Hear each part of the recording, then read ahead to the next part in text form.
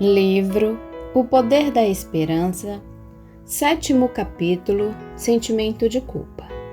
Muitas pessoas vivem com um sentimento de culpa infundado, a culpa falsa ou duvidosa. Isso lhes acarreta conflitos e as seguintes tendências: complexo de inferioridade, perfeccionismo, autoacusação constante, medo do fracasso, entre parênteses, com o consequente estado de permanente vigília, fecha parênteses, e exigência demasiada nos relacionamentos. Por outro lado, o sentimento de culpa é um recurso útil que estimula a conduta correta e respeitosa, favorecendo a boa convivência. O sentimento de culpa real é sintonia de uma consciência alerta, que serve de autocensura e previne os delitos e a falta de moral. Por muitos anos, Carlão viveu como se não tivesse culpa alguma diante da família que a abandonou e da filha que cresceu com uma série de problemas emocionais em decorrência do que sofreu na infância.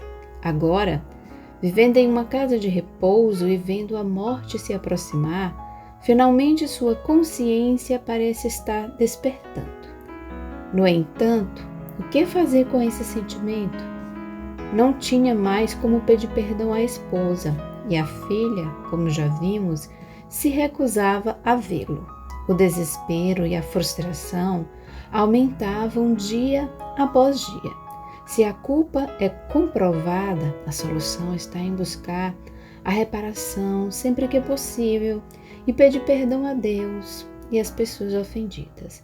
Saiba que Deus está disposto a perdoar até as maiores falhas, mesmo aquelas que não se perdoa em nível humano. Embora os seus pecados sejam vermelhos como escarlates, eles se tornarão brancos como a neve, embora sejam rubros como púrpura, como a lã se tornarão. Isaías, capítulo 1, versículo 18. Para receber de Deus o perdão e a reconciliação, também é necessário perdoar os outros. Isso ajuda no processo de perdoar a si mesmo, que está no centro do sentimento de culpa.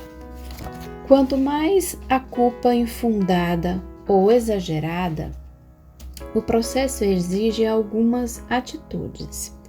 Entre as principais, podemos citar as seguintes: evitar os enfoques demasiadamente restritos. Os ambientes familiares ou sociais, onde há autoritarismo e intimidação, contribuem para uma consciência limitada, com o consequente risco de falsa culpa. É preciso buscar o afastamento desse tipo de situação, fazer o que é correto e descansar em Deus. Tome decisões e atitudes com base nos princípios divinos. Descanse quanto aos resultados. Tire lições de seus erros e falhas. Depois de pedir perdão a Deus e às pessoas afetadas por seus erros, e de buscar reparação, faça disso uma motivação e um aprendizado para agir de modo diferente no futuro. Abra o coração a alguém de grande confiança. Falar dos sentimentos de culpa a um amigo de confiança ajuda a organizar as ideias. Em todos os casos, serve de alívio para reduzir parte da tensão criada por esse sentimento. Consciência insensível. A consciência nem sempre constitui uma norma de conduta sábia. Existem consciências demasiadamente limitadas. Outras, por sua vez, não têm limites.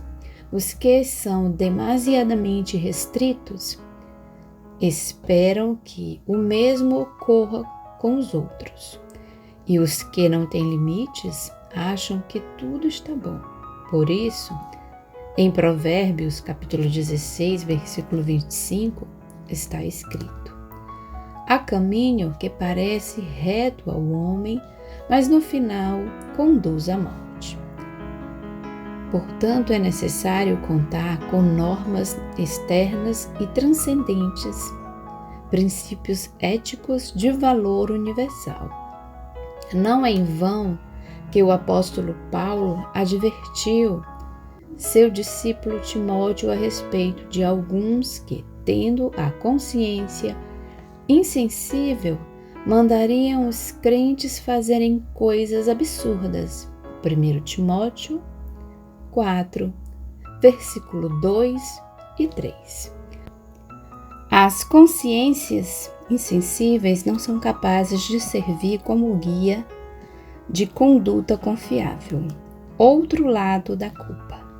Um estudo realizado por Graniza Kochaska e suas colegas constatou que o sentimento de culpa, na medida exata, ajuda as crianças a observar as normas e respeitar os outros.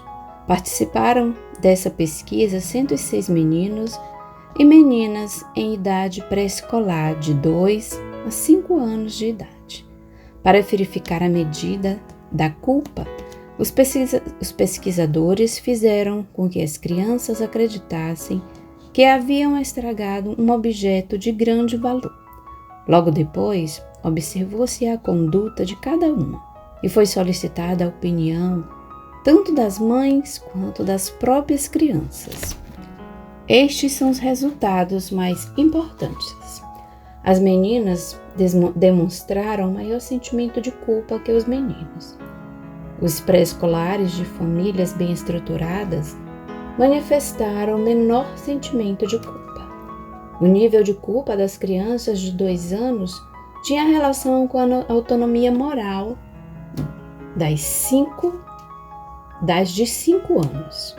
As crianças com sentimento de culpa violaram menos regras do que as que não sentiam culpa. A medida justa da culpabilidade ajuda a prevenir a má conduta. O perdão do Pai. Uma das mais belas e conhecidas parábolas contadas por Jesus é a do filho pródigo, registrada em Lucas, capítulo 15, versículo 11 a 32. Trata-se da história do pai e dos 2 filhos, um dos quais, cansado da vida tranquila de casa, decidiu abandonar tudo e buscar a liberdade mundo afora. Como se não bastasse magoar o pai com sua atitude rebelde e ingrata, ele ainda pediu sua parte na herança da família, algo que os filhos só recebem quando os pais morrem. O pai, respeitando a liberdade de escolha do filho, deu-lhe o dinheiro. O filho abandonou o lar. Livre das restrições paternas, o rapaz passou a esbanjar o dinheiro em bebedeiras, festas e promiscuidade. Enquanto tinha recursos, esteve cercado de amigos, entre aspas. O dinheiro se foi e a fome chegou. O que fazer? Foi procurar emprego e acabou cuidando de porcos, um trabalho extremamente humilhante para um judeu. O jovem que queria ser livre viu-se de repente escravo das circunstâncias. Ele, que tinha tudo em casa, passou a disputar a ração dos porcos para não morrer de fome. Onde estavam os amigos, entre aspas, as mulheres, o som da festa? O texto diz que o jovem tinha ido para uma terra distante, entre aspas, símbolo mais do que apropriado para o pecado que nos leva para longe de Deus e de nós mesmos. Arranca tudo o que há de bom em nossa vida, alimentando por algum tempo a ilusão de liberdade e alegria. Porém, não existe felicidade longe de Deus, na terra distante, entre aspas. Aquele jovem descobriu que na terra distante só existem frustração, tristeza, humilhação, vazio e culpa. No meio daquela situação deplorável, ele decidiu voltar com a intenção de ser aceito pelo pai como um de seus empregados. Esse filho ainda tinha muito a aprender sobre o homem a quem dera as costas. Porém, ainda que sua compreensão fosse limitada, ele sabia que o pai era justo e amoroso. E foi essa noção que o fez pensar em voltar. É sempre a bondade de Deus que nos leva ao arrependimento e nos atrai a Ele. Romanos, capítulo 2, versículo 4. Jeremias 31, versículo 3. Com a cabeça baixa e as roupas esfarrapadas e uma tonelada de culpa sobre si, ele se aproximou de casa, mas não surpreendeu o pai, que o avistou à distância e correu em sua direção, dando-lhe um abraço apertado, cobrindo sua miséria com a própria capa. O pai sempre estivera esperando, nunca havia deixado de amar. Por isso recebeu o maltrapilho arrependido como seu filho, sem lhe jogar no rosto os pecados. O passado estava esquecido, os pecados perdoados. Ninguém podia dizer nada em contrário. O inimigo de Deus vive contando a mentira de que o Senhor não pode aceitar pecadores de volta, a menos que sejam bons o bastante para poder voltar. Se esperar até que isso aconteça, o pecador nunca irá a Deus. A mensagem central da parábola é o amor do Pai, que claramente representa Deus. Ele nos aceita, perdoa e ama, sempre. Esse conhecimento faria grande diferença na vida de Carlão e de todo pecador que vive sobre a nuvem pesada do sentimento de culpa. Você já tomou a decisão de voltar para o Pai? Faça um teste. Há uma relação direta entre determinadas condutas e o sentimento de culpa. As perguntas seguintes apresentam condutas associadas à culpa. Responda sim ou não. Primeiro, você cresceu em um ambiente onde havia autoritarismo e intimidação? Segundo, é muito difícil perdoar os próprios erros? Terceiro, é difícil para você perdoar aqueles que o ofendem? Quarto, está constantemente com medo de quebrar alguma regra social? Quinto, você se assusta diante de qualquer indício de má notícia? Sexto, sente medo sempre que pensa no futuro? Sétimo, fica muito aborrecido quando alguma coisa não sai de maneira perfeita? Oitavo, sente-se excessivamente incomodado com a falta de pontualidade? Nono, sente com frequência complexos de inferioridade? Décimo, sente-se facilmente desgostoso ou desgostosa consigo mesmo e com os outros? 11º, fica excessivamente preocupada ou preocupado com o julgamento que os outros fazem de você?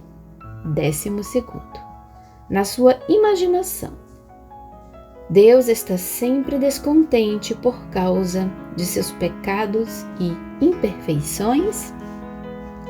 Se você respondeu sim para mais de 3 perguntas, é propenso a ter falsa culpa e deve buscar soluções.